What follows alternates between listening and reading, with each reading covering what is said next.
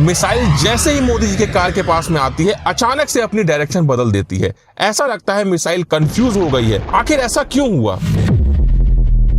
आज मैं 3D animation से दिखाऊंगा एक ऐसा खतरनाक सिक्योरिटी कंपैरिजन जिसमें एक तरफ है इंडिया के सबसे अमीर आदमी मुकेश अंबानी और दूसरी तरफ है इंडिया के प्राइम मिनिस्टर नरेंद्र मोदी, जिनकी महीने की सैलरी लगभग 1,60,000 रुपए है। वहीं मुकेश अंबानी 1,60,000 रुपए 4 से 5 सेकंड के अंदर ही कमा लेते हैं। मुकेश अंबानी के पास है मर्सिडीज बेंज S680 गार्ड, जो कि एक 10 करोड़ की कार है, और उसके सामने खड़ी है मोदी जी की car Mercedes Maybach S650 guard, जो कि एक 12 करोड़ की कार है। दोनों ही गाड़ियां बुलेट प्रूफ, ब्लास्ट प्रूफ और हाई लेवल के आर्मर्ड प्रोटेक्शन के साथ में आती हैं। ये गाड़ियां कितनी सेफ हैं, इसकी टेस्टिंग करने के लिए हमारे पास 3 वेपन है। सबसे पहले AK-47, उसके बाद में एक RPG लॉन्चर और तीसरा सबसे खतरनाक FGM-148 जेवलिन मिसाइल, जो कि बड़े बड़े टैंकों के पर खच्चे उड़ा देती है। अब इन तीनों वेपन्स की जब गाड़ियों पर टेस्टिंग होगी तो गाड़ियों का क्या हाल होगा, उसमें बैठे लोग कितने सेफ रहेंगे। टेररिस्ट ने अपना टारगेट सेट किया और उसने AK-47 सबसे पहले मुकेश अंबानी के गाड़ी पर चलाई। गोली जैसे ही कार के कांच से टकराई वो सीधे जमीन पर गिर गई।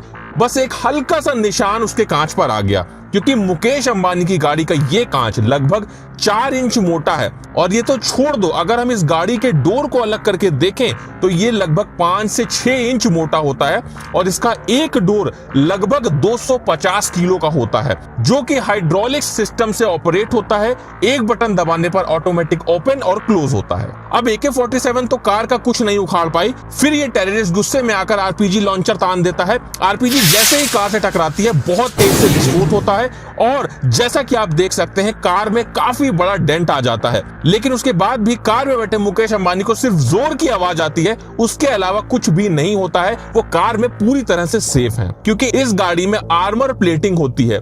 अगर गाड़ी के ऊपर के हिस्से को हटा दिया जाए तो ये जो हिस्सा होता है ये लगभग 5 से 6 इंच मोटा होता है।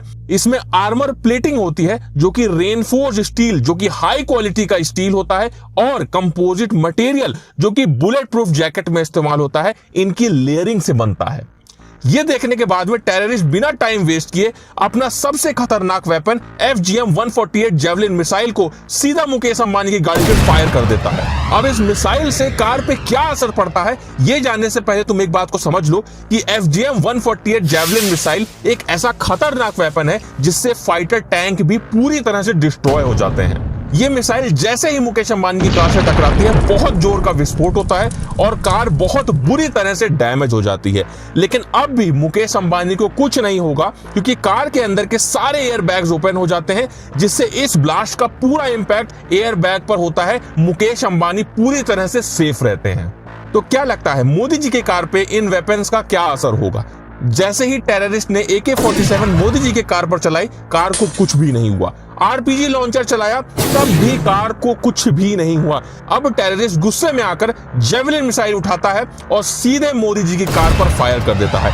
मिसाइल जैसे ही मोदी जी के कार के पास में आती है अचानक से अपनी डायरेक्शन बदल देती है। ऐसा लगता है मिसाइल कंफ्यूज हो गई है। आखिर ऐसा क्यों हुआ? तो मैं आपको बता दूं, मोदी जी की गाड़ियों के साथ में पूरा SPG कॉन्वॉय चलता है, जिसमें ऐसी भी गाड़ियां होती हैं जिसमें बहुत सारे हैवी जैमर्स लगे होते हैं, और ये जो जैमर्स होते हैं ये मिसाइल के सिग्नल को ब्लॉक कर देते हैं, जिस वजह से मिसाइल अपने टारगेट को हिट करने के बजाय अचानक से अपनी डायरेक्शन बदल देती है, जिससे उसका असली टारगेट मिस हो जाता है और मोदी जी पूरी तरह से सेफ रहते हैं।